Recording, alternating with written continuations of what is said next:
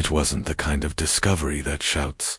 No screaming, no late-night phone calls. Just a thin thermal paper receipt, folded like it had nothing to hide. But hiding everything. It fell out of her purse when she reached for a tissue, slipped, right onto the passenger seat. A $12,000 Rolex, charged to our joint account. Dated 2 weeks ago. We weren't celebrating anything. No birthday, no anniversary, no just because gestures lately, not between us. She didn't notice I'd seen it. Kept talking about a new Thai place she wanted to try, smiling, reaching for her phone, laughing about something on Instagram, completely unaware that my entire focus had shifted. I didn't ask, didn't flinch, just nodded along while my mind cataloged every detail, the store location, the timestamp, the total. I memorized it like a warning shot in slow motion. That was the moment I stopped assuming we were on the same team. She just didn't know it yet. My name's Brian, I'm 57, a creature of habit, some would say. But I've always called it structure. I served 12 years in the military, infantry, not a man of flair, just one of function. After that, I settled into education. Started as a history teacher, worked my way up, ended up a high school principal. Same town, same building, same parking space. Nothing glamorous, but it was steady, predictable, and I liked it that way. I met Lisa when I was 29. She worked in the registrar's office, at the school board, organized, polite, always had her nails done. There was something calming about her. We didn't fall in love fast. It was more like we aligned. To steady people choosing a steady life, we built everything together. Bought a modest 3-bedroom ranch outside town, paid the mortgage off. In 15 years, no fancy upgrades, just essentials. Hardwood when the carpet wore thin, solar panels when the tax rebate made sense. Always calculated, always practical. I drove the same Toyota for 9 years. We never took extravagant trips. Hawaii once, when I turned 50, but most years we stayed close. I cooked on Sundays. She volunteered at the library. We were the couple people described as solid, grounded, unshakable. She used to say she admired that about me, that my discipline made her feel safe, and I believed her. But I've since realized something about people, especially the ones who claim to value stability. Safety can feel like suffocation when you mistake reliability for routine, and when someone like that starts to itch for excitement, they rarely scratch in ways you'd expect. They drift, quietly, until one day, they buy a Rolex on a joint account and assume you'll never notice. That's the kind of boredom that breaks a man who spent 27 years thinking loyalty was enough. The watch was just the gateway. Once you stop trusting someone, every detail becomes suspect. And once I started looking, I couldn't stop. A week after the receipt, a package showed up on our doorstep while she was at work. Fancy wine, a subscription delivery, imported, reds, except we didn't drink much. Maybe a glass at dinner, sometimes.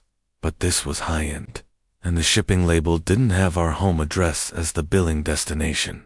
It listed an apartment downtown, one I'd never heard of.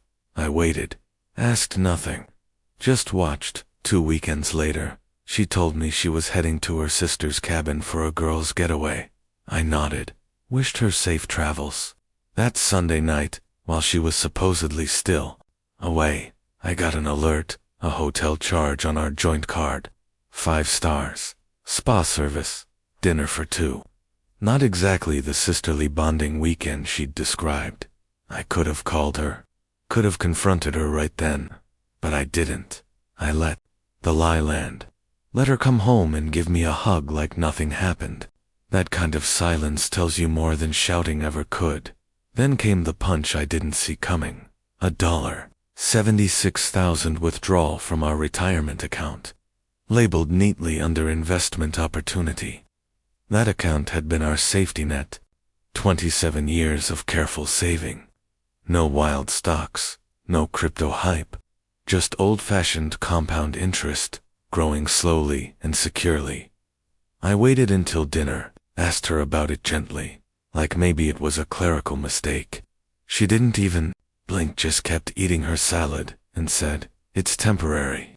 I moved it somewhere with higher returns." "You're always so cautious." Then she smiled. But it wasn't the kind of smile you give someone you love. It was the kind you give someone you've written off. That half smirk that says, "You're too slow to matter." That night, I barely slept, not because of the money, though it stung, but because I realized something more corrosive had crept into our marriage. It wasn't just betrayal. It was contempt. She didn't respect me. Somewhere along the way, she'd stopped seeing me as her partner and started seeing me as a placeholder. The man who kept the lights on while she built a life somewhere else.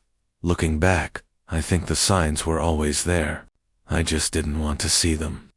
The way she started taking calls in the garage, the weekend errands that lasted hours, the way she'd flinch if I asked too many questions, as if my curiosity was inconvenient, and maybe I was naive. Maybe years of predictability had turned me into a man who mistook quiet for peace. But when someone drains 76 grand from a life you built together and doesn't even have the decency to lie convincingly, that's not just recklessness. That's someone daring you to react. And the worst part, she didn't think I would. I didn't make a scene, no shouting, no slamming doors, no dramatic accusations over the dinner table. I just nodded once, stood up from my chair, and walked out to the garage. I didn't even grab a coat. Just sat in the car, engine off, keys in my lap, staring at the steering wheel, like it might offer answers I didn't want to say out loud. It wasn't anger that hit me first. It was the silence. Thick, layered, almost physical. The kind of quiet that wraps around your chest and squeezes, not with pain, but precision. That's when I realized I wasn't hurt the way I'd expected. No devastation, no begging for truth.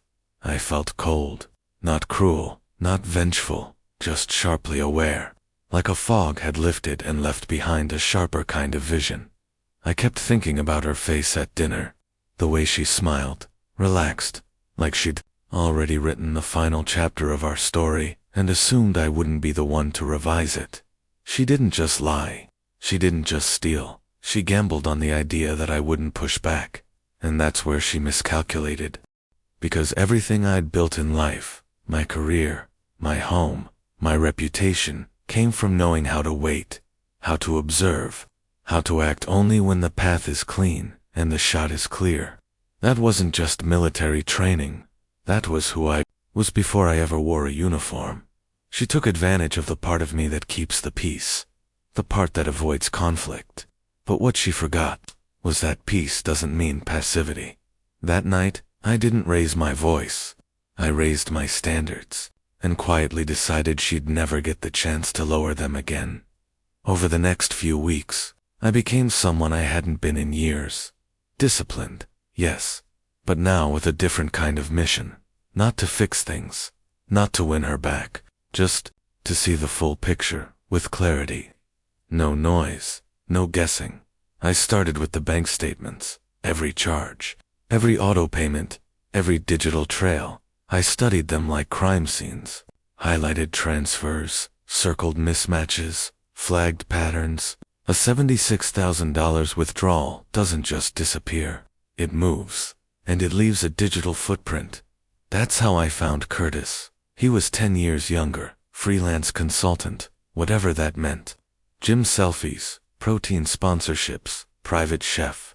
His Instagram was full of rented yachts and plate-staged meals.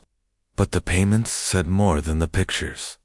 She'd wired him $4,800 2 months before the watch. Then another $2,100. Then covered his rent for 3 months straight, paid directly to a leasing office in his name, Beverly Heights. Not even subtle. And the Tesla. That was the kicker. She'd leased it under her name, used our joint account for the down payment. I found the insurance confirmation email in our shared inbox, buried under promotional junk. I hadn't noticed it when it came through because it looked like a policy renewal. Same provider, different vehicle, different address. My stomach didn't turn. I just kept reading. I pulled GPS logs from her car, a function we'd installed ourselves years ago when her sister's car got stolen and she got paranoid. Weekly visits to the same condo complex. Friday nights, mostly. Sometimes Tuesdays. I wasn't done. I checked our Wi-Fi history, the synced devices, backup access, cloud photo activity. Her tablet had auto-synced one night while charging in the kitchen. I used the IP to log into her cloud. Not to invade, just to confirm. Inside, I found messages, photos of dinners, hotel lobbies. I miss you already. Texts from him with kissy mo. One video short, grainy, taken from behind, showed him opening the Tesla door for her, hand on her lower back, like they'd done it 100 times before. But what struck me more than the content was the tone. She wasn't scared, wasn't careful. She was proud, documenting it, sharing it, smiling into the camera like a woman who thought she'd won something. That's when I realized this wasn't a lapse. It was a life, and I wasn't just being betrayed. I was being replaced, slowly, with my own money. I needed help, not emotionally, but technically. So I called Ben, a retired cop I knew from the local VFW. We'd shared a few whiskeys over the years, swapped stories, trusted each other. He came over with a legal pad and a burner phone. "Keep it quiet," he said. "Whatever you do, don't let her know you're looking." People like this, the minute they sense pressure, they scatter or lawyer up. We mapped it out. Timeline, transfers, locations, patterns. I kept a separate drive, printed screenshots, password protected everything, even set up a camera in the garage, just in case she started snooping back. It wasn't about revenge, it was about precision. Every time I uncovered another lie, another withdrawal, another message thread, I didn't get angry. I got more focused, like piecing together a blueprint someone thought I'd never see. She wasn't hiding it well anymore. That told me she didn't fear consequences. She thought I was too passive, too slow-moving, too committed to stability to ever act. But when someone thinks you'll do nothing, that's when you have the most room to plan. And she gave me everything I needed, not because she slipped up, but because she didn't think she had to hide. That made things easier. Didn't rage. I researched. There was no point in confronting her. Words don't mean much when someone's already rewritten your place in their life. I wasn't going to beg, or yell, or ask for explanations I already had answers to. Instead, I opened a folder, labeled it transition. That's how I thought of it. Not a breakdown, not a war, just a transition from illusion to clarity. First call was to my divorce attorney, a quiet man named Harris. Sharp, detail-obsessed, the kind of person who doesn't blink when you start using phrases like forensic review. I showed him the screenshots, the statements, the lease documents. He nodded through most of it, only pausing to underline a few lines with his pen. "You've already done the hard part," he said. "Now we just package it." He referred me to a forensic accountant. I handed over our full financial history. 27 years of discipline, stacked against 2 years of deceit. They followed the money, timeline, source, destination. Nothing left to interpretation. Then I looped in my cousin, a retired judge from the Southern District. He wasn't there for court, just for calibration. What's legal? What's leverage? What's worth pursuing? Together, they helped me build a case. Not for punishment, for clarity, for the truth to be documented and preserved. I wasn't trying to ruin her. I was simply done letting her rewrite our history. I froze every account she hadn't drained yet, legally, quietly, changed passwords, redirected mail, separated my credit from hers, froze the home equity line before she could tap it, even canceled The shared Costco card, not because it mattered, but because it was still tied to my name. Then came the compilation, 73 pages, bank transfers, travel receipts, hotel records, text messages, IP logs, side-by-side charts of withdrawals and deposits, overlapping with weekend getaways, copies of every gift purchased, annotated, infidelity, financial misconduct, misuse of joint marital funds, neatly categorized, cross-referenced, dated, signed, no confrontation, no dramatics, just facts, cold and unshakable. When the papers were finally served, she was at home, mid-morning, still in yoga pants, holding a coffee mug that used to be mine. I wasn't there. I'd already moved out the week before, quietly, took only what was mine, mostly books, tools, personal files, left everything else. Later she called, said I was overreacting, said we could have talked this through. I let the call go to voicemail, then deleted it. Her opinion stopped mattering the moment I realized she never truly valued mine. This wasn't revenge. This was release. And for the first time in a long time, I wasn't the one being blindsided. The first hearing was scheduled for a Thursday, 9:30 a.m., Family Court Division, downtown. I arrived early, suited, quiet, and calm. My attorney met me in the hallway, nodded once, briefed me on what to expect. She didn't show. Her attorney was there, confused, flipping through their folder, stalling. I knew what had happened before they said a word. She thought it wasn't serious. Or maybe Curtis told her the judge would toss it out. Maybe she still believed this was something I'd eventually back down from, like I always had when she overspent, or disappeared for a weekend, or shrugged off a hard conversation. But this wasn't that version of me. The judge wasn't amused. The absence wasn't just noted, it set a tone, especially after the court-appointed forensic auditor presented the first batch of flagged transfers, misuse of joint marital funds, unauthorized withdrawals, wire payments to a third party with no legal justification. Where's the the judge asked. Unavailable. Her attorney mumbled, then she's unavailable to challenge the facts, the judge replied. Marking the file and moving forward by the second hearing, things looked different. Curtis was gone. The Tesla returned, probably under threat of repossession once the leasing company was contacted by the auditor. She walked in alone this time, hair up, face pale, wearing a blazer that looked like it still had the tags on. No one made eye contact. Not me, not her attorney, not even her. She sat quietly, hands folded, and for the first time since this all began, she looked unsure, not angry, not defensive, just unsure. That's when I knew she finally understood. This wasn't some phase I was going through. This wasn't a bluff or an emotional outburst. This was structure, execution, the same discipline I'd used to build our life was now being used to document its collapse on record, in motion and without delay. She tried to object when restitution came up. My client didn't intend to misuse funds, her attorney said. She believed the judge cut him off. Belief does not override law.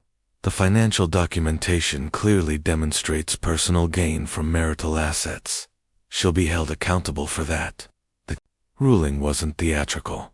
No gavel pounding. Just a stack of consequences delivered with courtroom precision. She lost the house. It was mine to begin with, purchased before the marriage, refinanced during, but protected by the way I'd titled it in my estate plan. She hadn't read the paperwork. She'd signed it years ago without question. Trusted that I'd always protect her. I had, until she stopped protecting me. Restitution was ordered, repayment of nearly $40,000 in provable misused assets, installments, tracked quarterly, no option to default, and then came the penalty. Temporary spousal support withheld from her, due to financial misconduct. Rare, but not unprecedented. Her own arrogance had left a paper trail. She couldn't claim victimhood with that kind of evidence sitting in front of a judge. She didn't cry, didn't raise her voice, didn't throw a tantrum in the hallway. She just looked embarrassed, not because she lost, but because she'd never thought I'd be the one to make her lose. As for me, I didn't smile, didn't gloat, didn't lean in for a final word or ask her why. I just stood up, signed the final set of papers, and walked out. No glances over my shoulder, no final look, because the moment you start begging for acknowledgement, you're still handing over power. And I was done handing her anything. It's been 11 months. The house is gone. Sold it to a young couple with 2 kids and a golden retriever. They sent a thank you card last Christmas, said they could feel the warmth in the walls. That made me smile, not because of nostalgia, but because it meant that chapter could now belong to someone else. I moved north. Small lake town, the kind of place where no one asks why you left, only if you want help unloading your truck. The air's quieter up here. No buzz of traffic. No echo of old conversations. Just pine trees, slow mornings, and the occasional loon call if you're up early enough. Took early retirement. Cashed out what was left of the pension I'd protected. Bought tools instead of suits. Turned the garage into a woodworking shop. At first, I didn't know what I was building. Just started shaping things. Chairs, tables, spoons. Simple, solid. Things that hold their form over time. Funny how working with your hands rewires the mind. I never posted online. Didn't update Facebook. Didn't send out a group text or change my status. Not out of shame, just disinterest. The people who needed to know where I went already did, and the ones who didn't ask, they never really cared to begin with. But I did one thing. Quietly, intentionally, I funded a small scholarship under her mother's name, a woman who'd been kind to me even when her daughter wasn't. It wasn't for show. There was no press release or ceremony. Just a check, a few forms, and a promise that one student every year would get help chasing something honest. People ask why I'd do that. Because I'm not her. Because letting go doesn't mean losing your character. And I refuse to let her rewrite who I am. She tried to burn the house down with silence and deception. I left her the ashes, but I kept the blueprint. These days, no one really knows what I'm doing. No one sees updates. No big announcements. I didn't reinvent myself. I just peeled away everything that wasn't mine and let what remained take root. Sometimes, people assume I've disappeared. Let them. They don't understand that disappearing is a luxury. It's not about going dark. It's about going clean. No permission, no noise, just peace. And if anyone ever wonders how I'm doing, they'll have to ask someone else. Because the truth is, I'm not hiding.